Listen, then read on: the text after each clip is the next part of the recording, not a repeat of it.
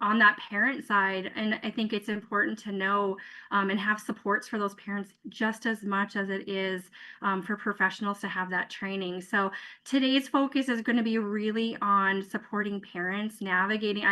I purposely titled this Navigating the Storm because that is what it feels like when you have a child who's experienced trauma. It feels like a storm. It feels like you're in the midst of a tornado and everything's flying at you and it's overwhelming. And so I really wanted to provide some trainings for parents on what to expect and how to navigate this. So I'm just going to quick give, and I'll talk a little bit more about me in a second, but give you a quick overview of what to expect today. So the first thing we're going to talk about is just some of the unique dynamics that come along with trauma. And when you have, and kind of what navigating looks like, and the dynamics that are complex. And then we're going to talk a little bit of shifting into more of like that parent aspect. I'm going to introduce the concept of secondary trauma. That is something that we oftentimes don't hear about, but it definitely, when trauma has happened to a child in a home, it doesn't just impact the child involved, it really impacts the whole family. And there can be some secondary trauma that happens to families as well, not just the child involved.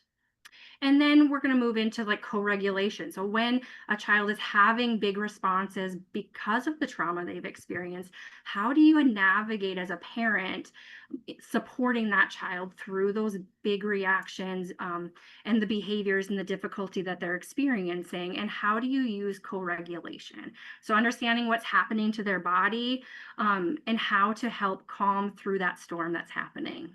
And then lastly, just talking about kind of this safety and connection and the importance of safety and connection and how that helps in that healing. So before we kick off things, just a little bit more about me. As Lindsay shared, I am a therapist. I'm a play therapist in Grand Forks. I see primarily children. I have a number of children who've experienced trauma that I work with, but also children who struggle with anxiety, depression, significant life changes, big emotions. And then in 2001, my child disclosed some trauma, which definitely changed a lot for us. We had many years of navigating the storm and going through that. And as a parent, it was very difficult. And as a parent, I had to realize I was also navigating my own storm. And so in this presentation, I'll share some of those things that we went through because I think it's so important for professionals and parents to understand the dynamics that happen, not only for the child involved, but the parent, and how to support the parent as well. Because without the parent is the foundation, right? That is they are the gatekeeper of the healing process for the child. And so they're equally as important in this process as we help children. And as Lindsay said, so that happened in 2021 around that time frame.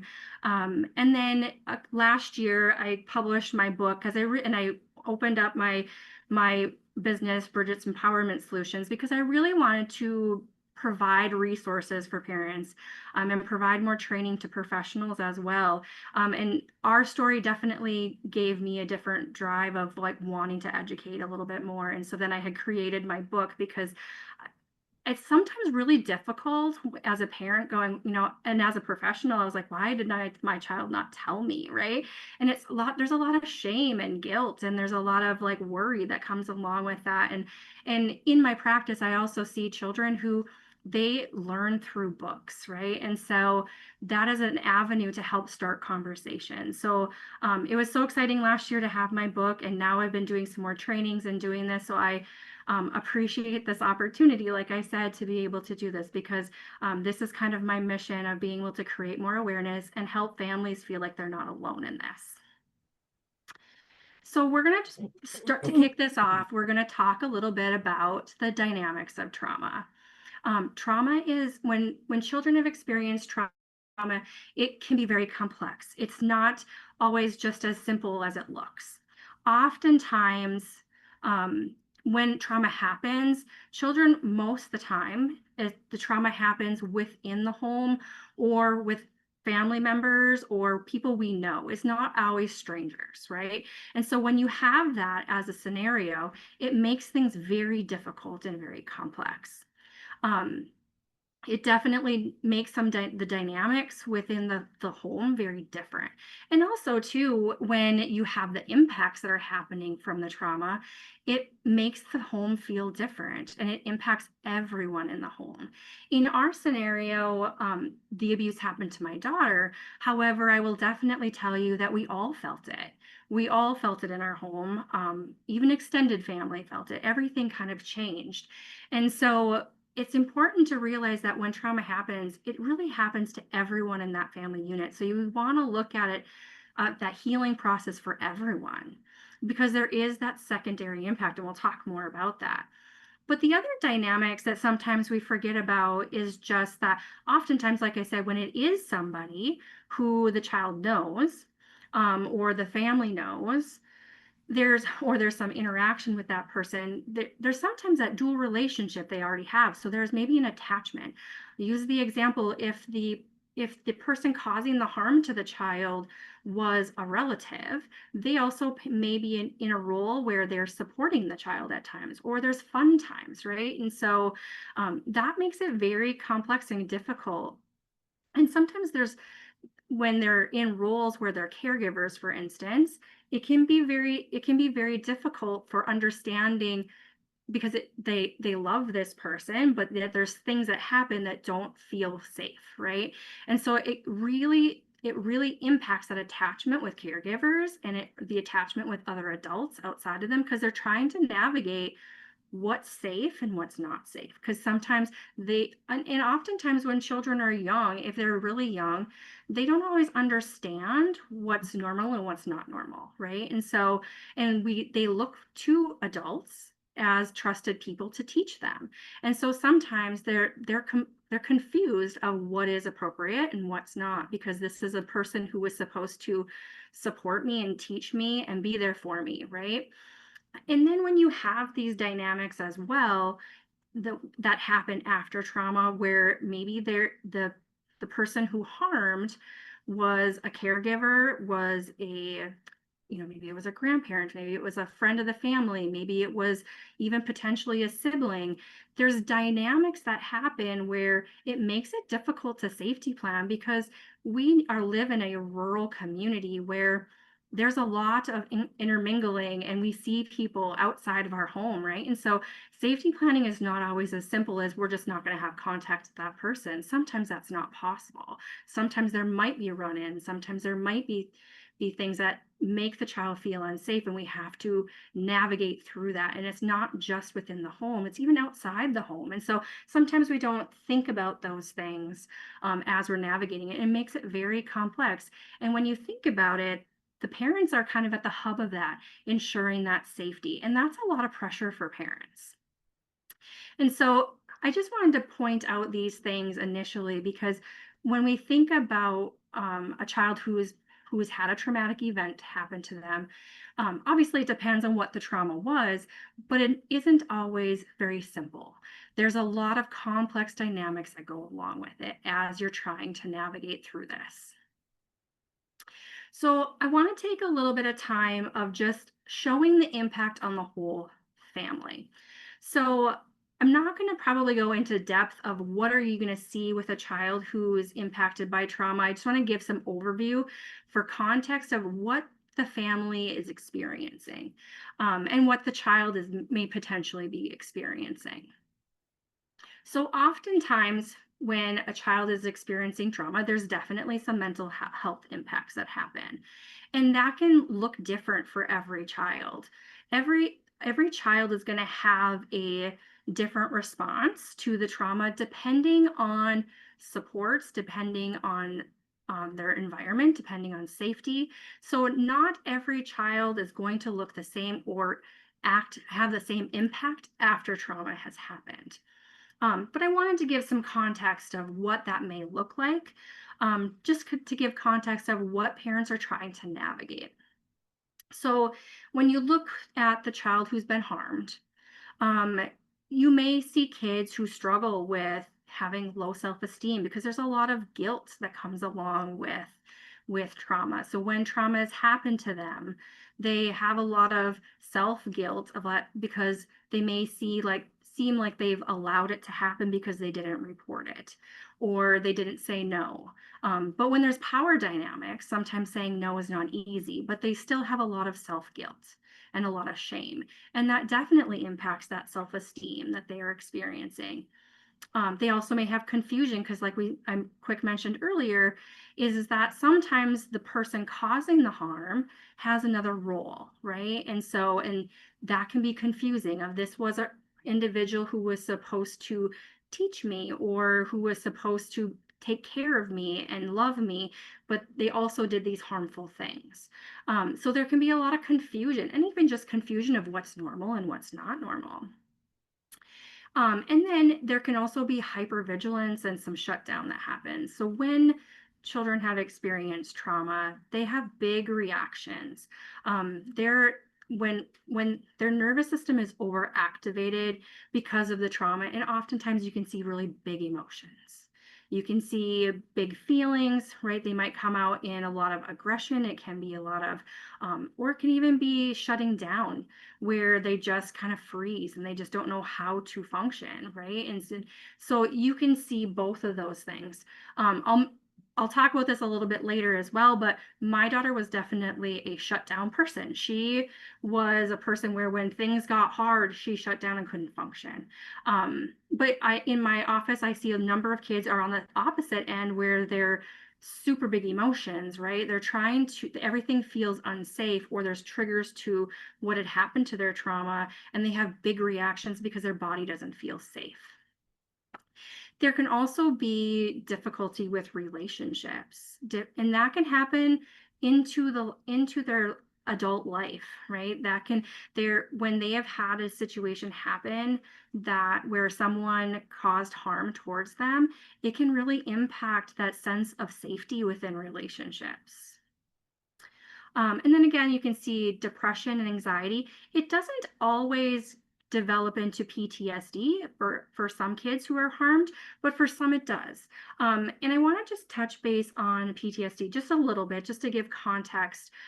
There's definitely a difference between what symptoms you might see when a child has PTSD or post-traumatic stress disorder versus complex PTSD. And I'm going to explain that different a little bit, explain the difference between those two.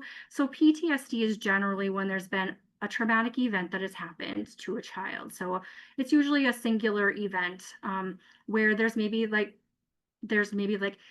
intrusive thoughts about that trauma. There's probably some big reactions to maybe triggers to different things that associate with that traumatic event. But then when you have complex PTSD, what that is for children or individuals who have experienced something traumatic, but it was ongoing. So there was multiple incidents, or it may be, multiple times that an incident happened, or it could be multiple incidents that happen, or it could have went on for a length of time. And when that happens, it shows up a little bit differently.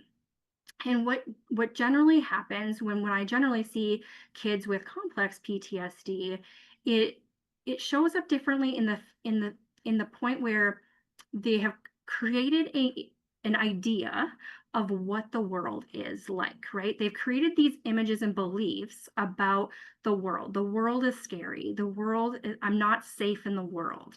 And so oftentimes triggers is not necessarily something related to the trauma. It can show up as core beliefs. So for my child, some of the core beliefs were things like, I always make mistakes, or no one believes me.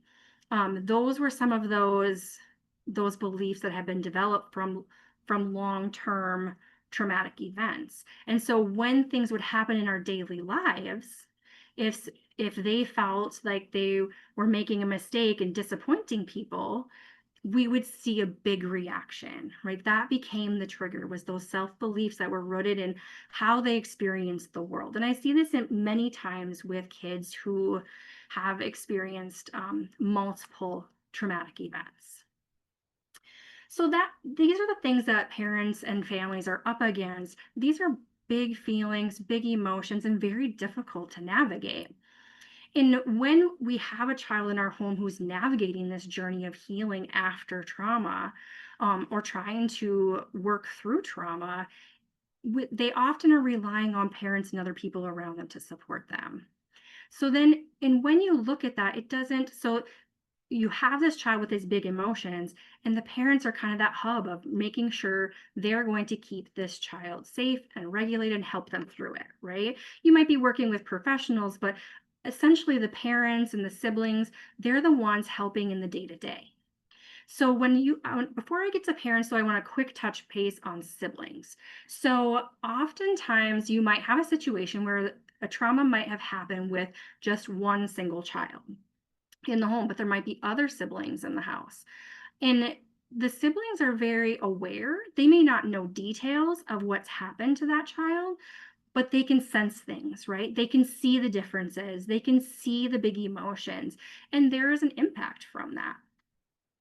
There might be dynamic changes within the house where maybe if, for instance, you have um, a child who was harmed in the home, but it was maybe um, a, a parent, maybe it was a grandparent, maybe it was another sibling, the relationships are going to look different with those individuals because there's going to be some safety planning and some things that are changing. And so now there might be some, maybe we're not going to that grandparent's home for a family function, or maybe we're not going to, or maybe um, one individual is no longer in the home. So there's some family system changes that happen.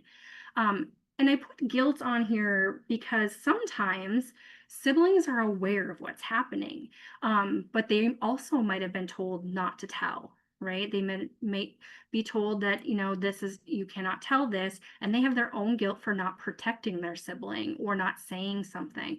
So that can happen as well. And obviously, there's big emotions involved. So they're experiencing those big emotions, not only the big emotions to the child who's been harmed, but even the parents. It's difficult for the parents, so they may be overreacting and having they're stressed because they're trying to manage through this, and these siblings are experiencing that. So it's important to look at not only the child who's harmed, but also all those all the people who may be impacted by this. So siblings as well may need some additional supports to navigate through this. So now focusing on the parents, and we're going to kind of be focusing on the parents for the most part, the rest of today. But um, I mentioned earlier how parents are kind of at the hub of this, right? They are the ones who are helping navigate, helping this child heal after a traumatic event. In doing so, there's a lot of pressure. There's a lot is laying on you. And so and when parents aren't aware of what has happened to their child, there can be a lot of guilt, and there can be a lot of blame, and there can be a lot of shame that happens. As a parent, our job is to protect our child, and we want our children to be safe. And when we find out that trauma has happened, there's a lot of blame and guilt that happens because you were not able to keep your child safe. No one wants traumatic events to happen to their child. And when it has happened, it changes everything. And there can be a lot of self-blame of, I didn't do enough, or I should have seen things. I definitely had that and experienced that as a parent. I remember one of the biggest things I struggled with was, I'm a professional, I should have seen the signs, right? But in reality, the signs are not obvious. When I look back at the signs, I can see them. However, oftentimes they're not obvious, where some of those same signs could have been development, it could have been puberty, it could have been conflict with friends. There could have been lots of reasons for those big emotions and some of the depression and anxiety and things that I was already seeing. And so there is definitely when a feeling of that you disappointed your child by not being there. And that's really heavy and can cause some mental health concerns for parents as well.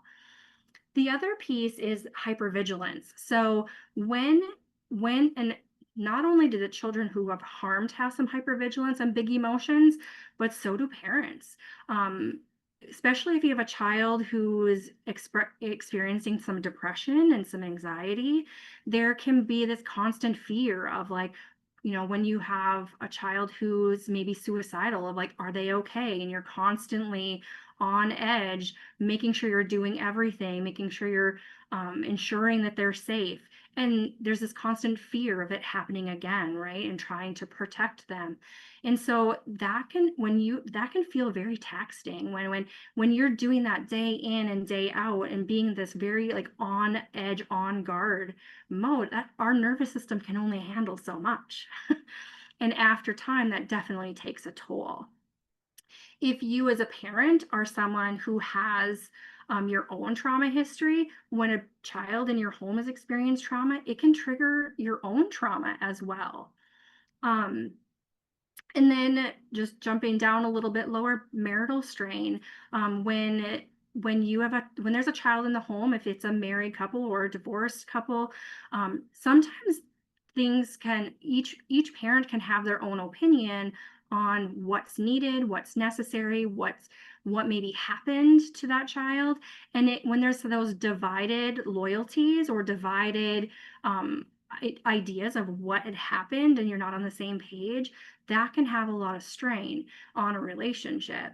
But also, if you are struggling as a parent with your own mental health, that can also impact your relationship, right? You might be on the same page, but this is very difficult and has some psychological impact for parents, and that essentially can then impact other relationships. Safety planning challenges, right? Like I said, we live in North Dakota is very rural. There's so much intermingling with children and potential um, individuals who have harmed them. It's not always as simple as somebody who lives in a different area and we're no longer going to see them again. It can be running into somebody at the grocery store, running into somebody at a local church or some type of community event, right? It's not simple. And so as parents, they're the gatekeepers to ensuring safety for their child. And there can be a lot of challenges in making sure you're navigating all that. This is a Easter weekend. Any holiday is very difficult for oftentimes family who've been impacted by trauma, because oftentimes the person who caused harm is potentially a family member or somebody you interact with on a regular basis. And now holidays may look different, right? And so, again, just emphasizing that safety planning is not always easy.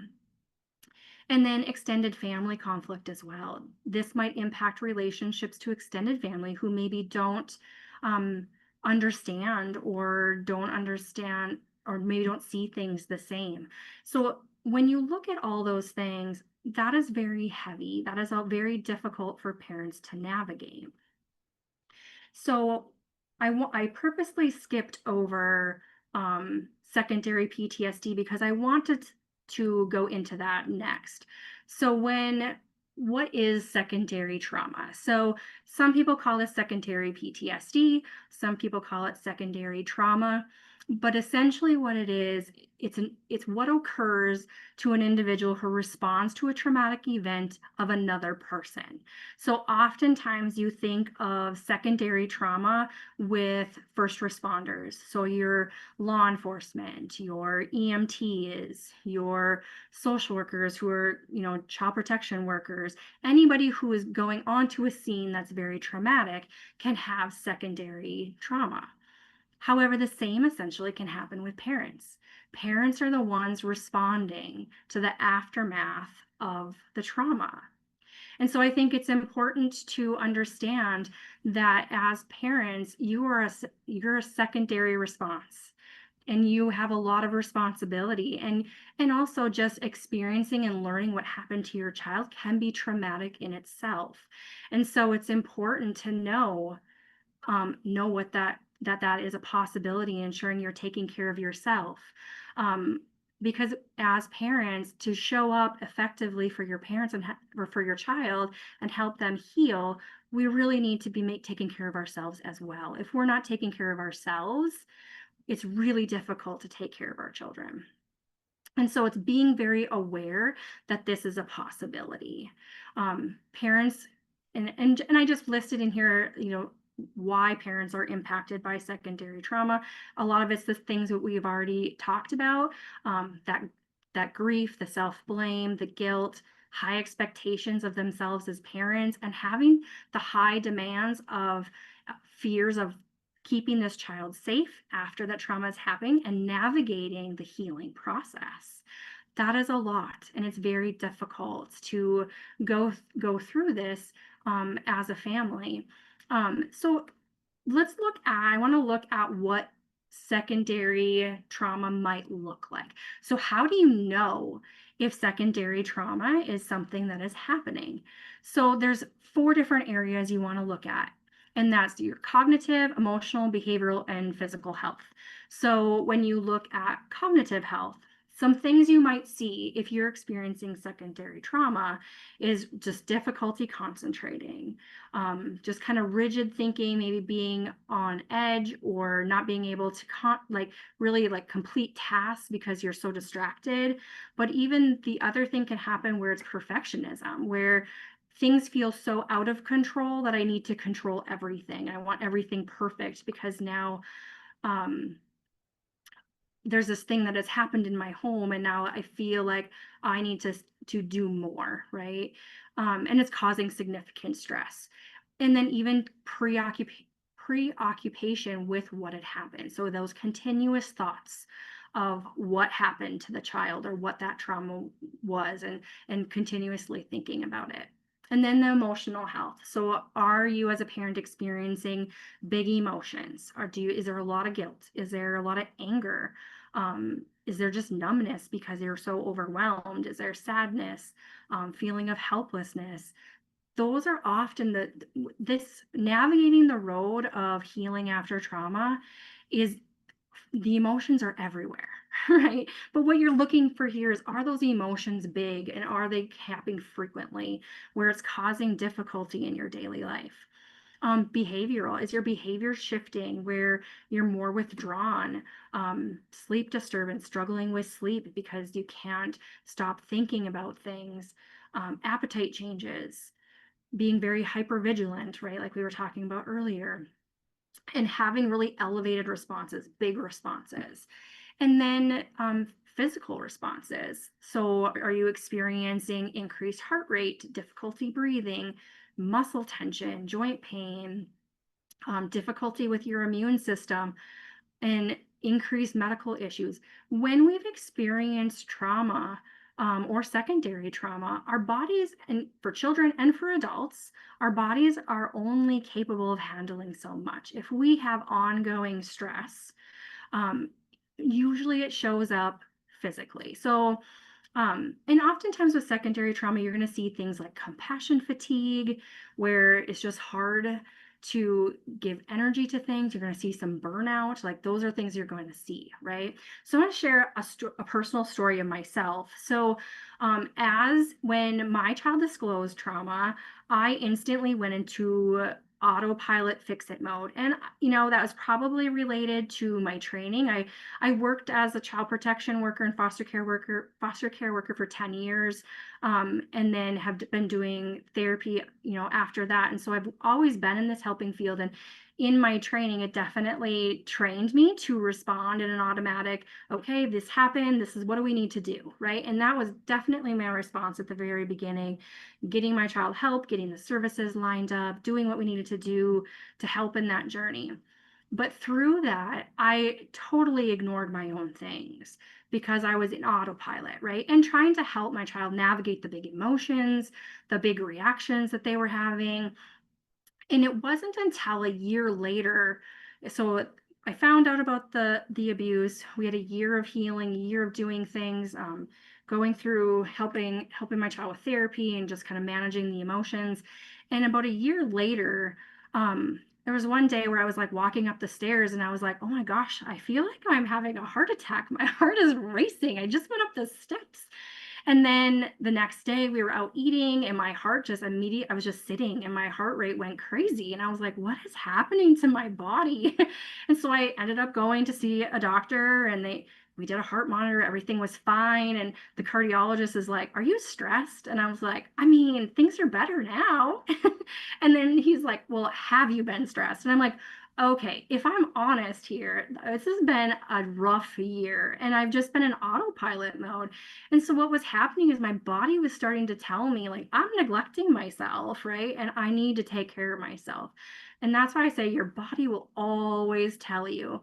And so it was the wake up call that I needed to be like, "Oh my gosh, I need to take care of myself. I'm not doing a good job here because I'm struggling," right? And so I then went and did my own therapy and worked through things to be able to manage through this because I finally recognized that was the key piece I was missing in our healing as a family. So I think it's just important to know like what that possibly could look like and understanding that it is possible. It is possible where parents are also impacted by the trauma in a secondary way. So now we're going to touch base on like what trauma responses look like. And I want to talk about this not only for about the child who's experienced trauma, but also the parents. Because if parents have experienced this on a secondary level, they can have the same reactions. So when you look at trauma, these are the typical responses when we're triggered by trauma. So when there's a trigger that happens, and I'll talk about each one in kind of in each aspect. So for instance, the first one the common ones that we think about is fight, flight, and freeze. So fight, that can be um, simply like big emotions, right? Being aggressive. I've had worked with many kids who, after trauma, their response is to fight back. They're right. So they have big behaviors, they have big blow ups. They might be throwing things, they might be breaking things, screaming, yelling. And what that essentially is when there's something that triggers the trauma, their body and their nervous system does not feel safe. So it's their way of fighting back. They're in survival mode and they don't feel safe. So that's the only thing instinctively their brain is telling them to do to get them out of that situation. And then and even with parents, if you are triggered, it might be to argue, to fight, escalation of a big reaction, right? And then you have flight. So when and that's fleeing, right? When a child is triggered by a trauma response and don't feel safe, they're going to be this, I need to leave, I need to get out of here, I need to run, I need to go to a location where I'm safe to get myself safe. So that might be those kids who shut down and are just like, I need to go to a different room, I don't want to be here, right? It might be the kid who tries to run out the door. It might be, and even with parents can be like, "Oh, I can't deal with this, I need to go, I need to leave." um, and then you have freeze. So my child was a freeze. That was her automatic response, was freeze. So when something would trigger it, it was instant shutdown. I can't move.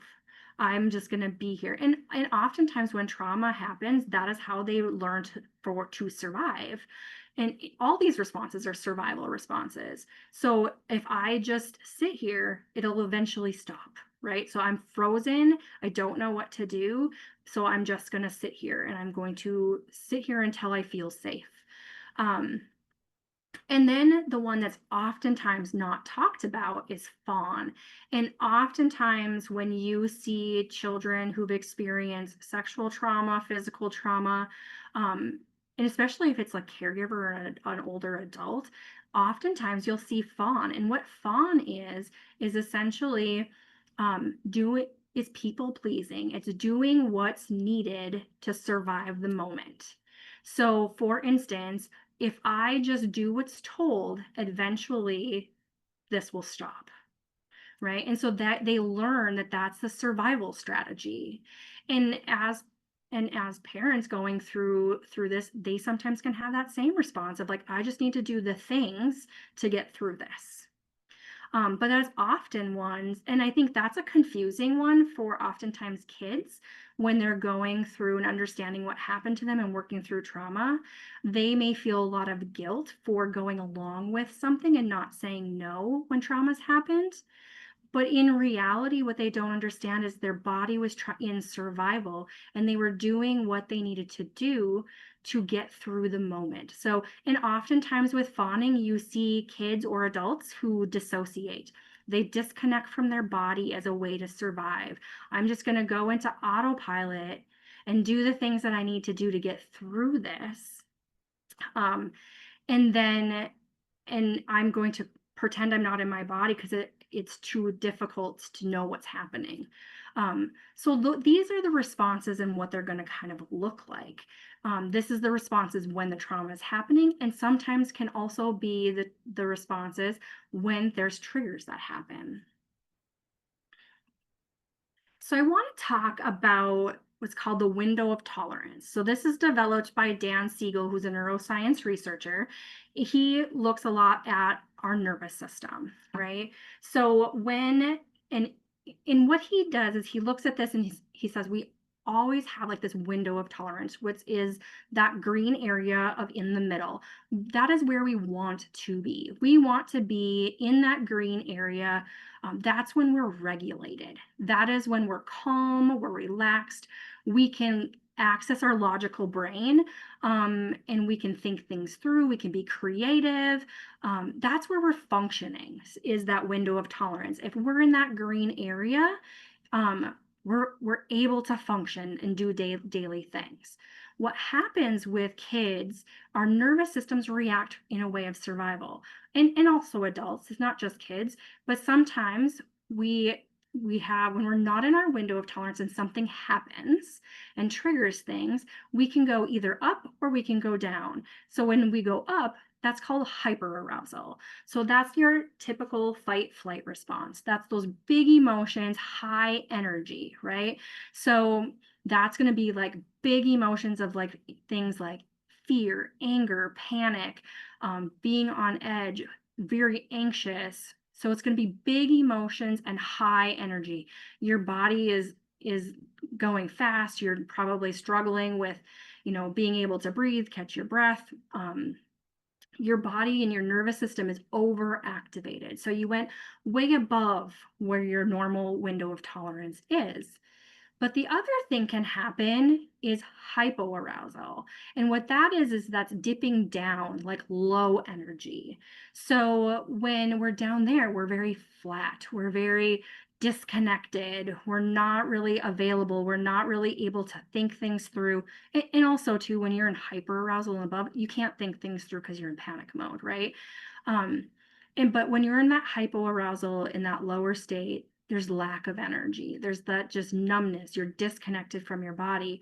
So essentially, and I feel like this is important for parents and professionals to understand, because when, as a parent, you're trying to navigate children's big emotions, or a caregiver navigating these big emotions, this helps us understand what's happening and what the child needs, because we want them to go back to that window of tolerance.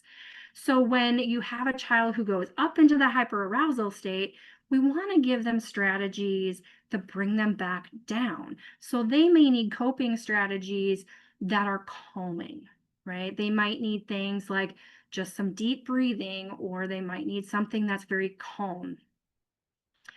But then for those kids who go down in that hypoarousal, when they don't have energy, right? They're lacking energy, they're shut down. So they need things that bring them back up, right, to that window of tolerance. The nice thing to think about in this is that when there's been ongoing trauma, our window of tolerance is small. But as we teach kids how to go back into that window of tolerance and regulate themselves, all of a sudden that window of tolerance expands and it grows. So there's less things that cause us to go up or cause us to go down. So the more we can support kids to maintain within their window of tolerance, their tolerance level is going to grow. They're going to be able to handle more things and be in their logical brain. So I think that's important to know, and it's nice to know that there is hope. It might sometimes seem very hopeless when you have kids who have these big reactions, that there is growth that can happen, but it takes time and it takes a lot of retraining the brain of when it needs to be activated and when it doesn't. So now we're going to talk about just the nervous system for a little bit and get into co-regulation. So what is co-regulation? Co-regulation and then so co-regulation is essentially helping a child get to that calmer state, right? Getting them to regulate with your nervous system. So when children have a high reaction, a high nervous system, parents' systems always react as well.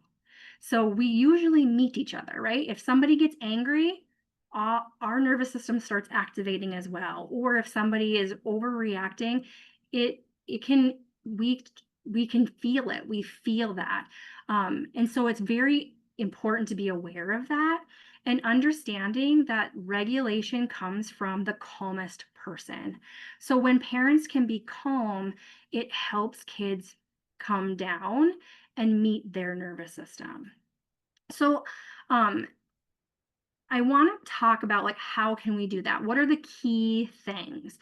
When it comes to co-regulation, there's as a parent, we need to be very aware what's happening in our own bodies.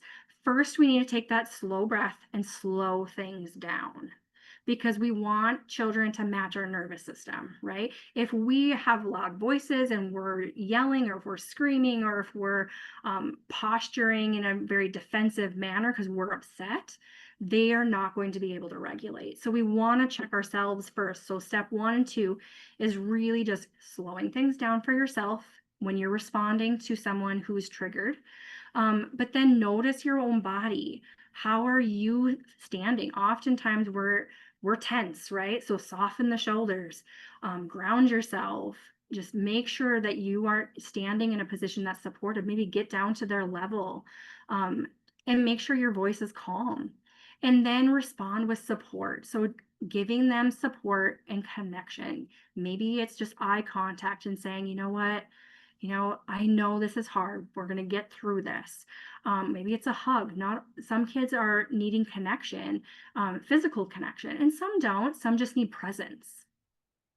But be careful of how you respond as well. You want to respond in a way that's supportive, and not with high energy. So there's a very different feel to a parent who's saying things like, "This is tough, I know, but I'm here to help you," versus someone that says, "You're overreacting, it's fine," right? If you say that, that's not really feeling supportive. So be very careful of how you respond. If you can respond in a very calm and supportive way, it is going to help children regulate, right? And I just want to add to when you're looking at that co-regulation, sometimes it's just being present. And sometimes we can't do things right away to help them through it. It's just about being present. But sometimes it's easier once they've started to come down. Now we can find the things that help them through things. Once there's been this big blow up or a big reaction, the other piece that's so important is repairing after regulation. Oftentimes as parents we want to teach, right? We want to teach children, but sometimes, or we lecture, right? I think that's a very like, it's something we just, as parents, we say we're teaching, but sometimes it's not the appropriate time to talk when they're activated, right? Just being calm, not saying anything, being supportive, and let the talk happen after the regulation has occurred.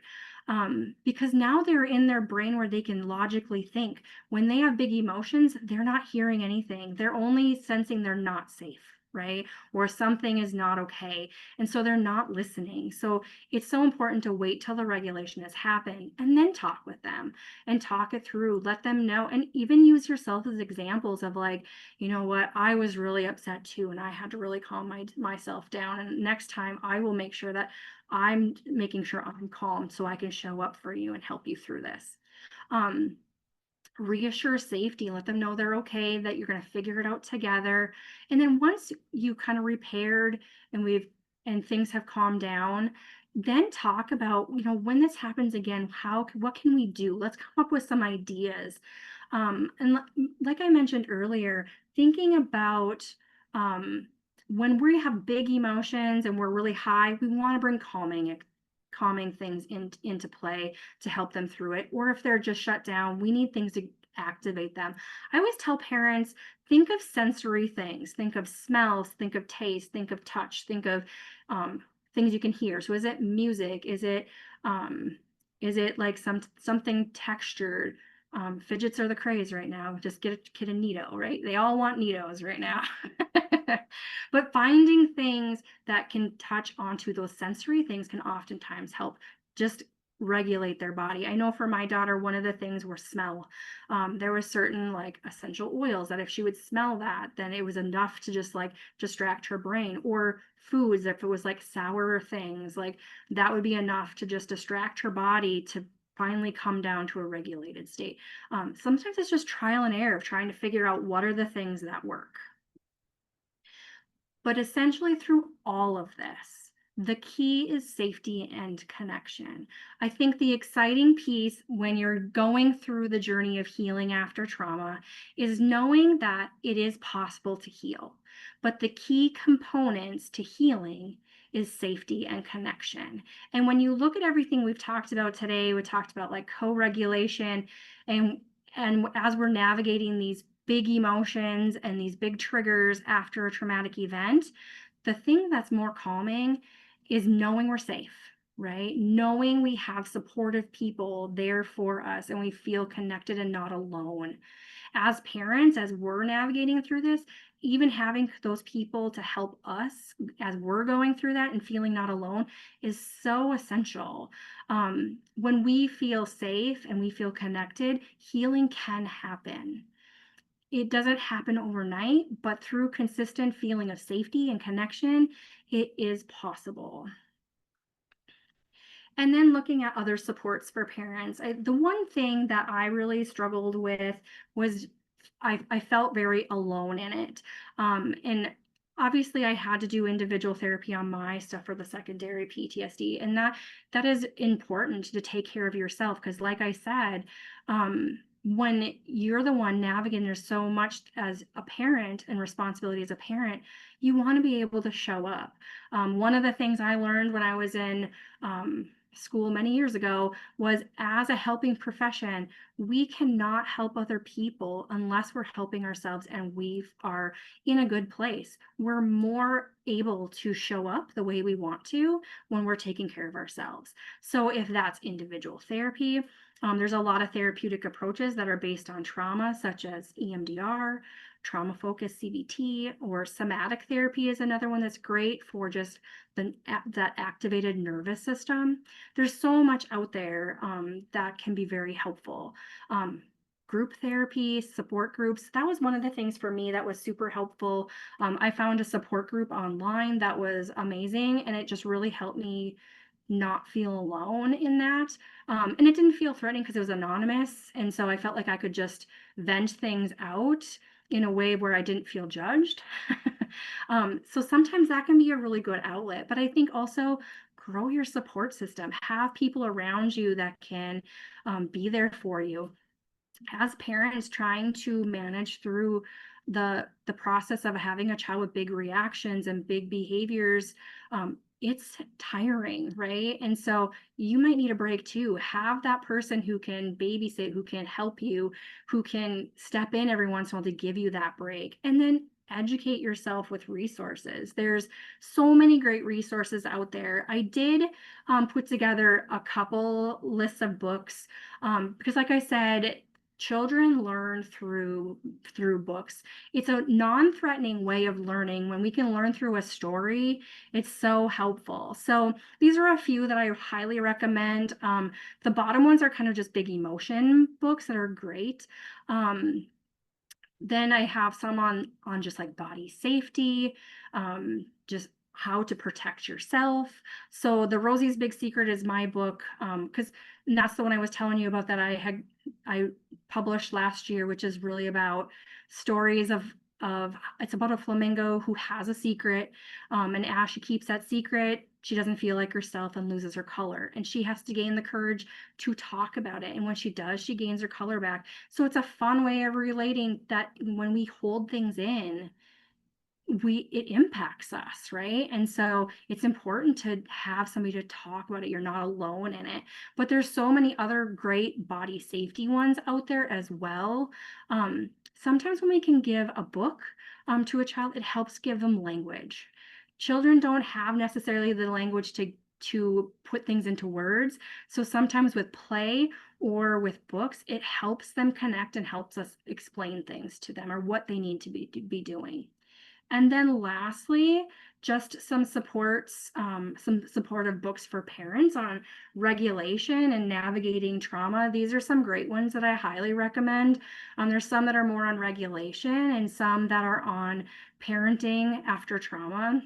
So these are great resources. I really wanted to give some resources to this, some additional things, because I think that's super important for professionals and parents, caregivers, anyone who's working with a child who is highly dysregulated. And then lastly, the last thing I just wanted to say is that when you're navigating the storm, you're not alone. There are people out there who are supporting you. Obviously, even today, what's happening, there's so much support out there, and there's so many professionals and great people out there that can really help with that regulation, not feeling alone. And when we feel like that, when we feel supported and we feel regulated, we can heal. And so this is an important piece to navigating that storm of trauma after it happens. So that is what I got. If you want to reach out to me, I have my email and my website information on here. If anybody has additional questions or things that they want to talk to me about, please feel free to reach out. I'm definitely willing to help out, and this was in your handout, so you guys should have it. So I thank you so much for participating today. This is so exciting, and I'm looking forward to some of the upcoming webinars that are going to be offered this month. So we have just a couple minutes. So if there's questions, I thought we would just open that up for questions. Yes, please feel free to unmute if you have questions for Bridget, or if you're more comfortable, you can sure put your questions in the chat box. Give everyone a minute. While you're thinking of your questions, if you have some, our next session is next Thursday at noon, from survivor to advocate, championing, that's a hard word for me, online safety for children in the digital age. Alicia Kozak will be joining us to share her story and some ways to keep our children safe online. So excited for our next session. Bridget, you did amazing. Thank you so much. I wrote little notes and lots of things down, and just how important that safety and connection is for all of us. Are there any questions for Bridget?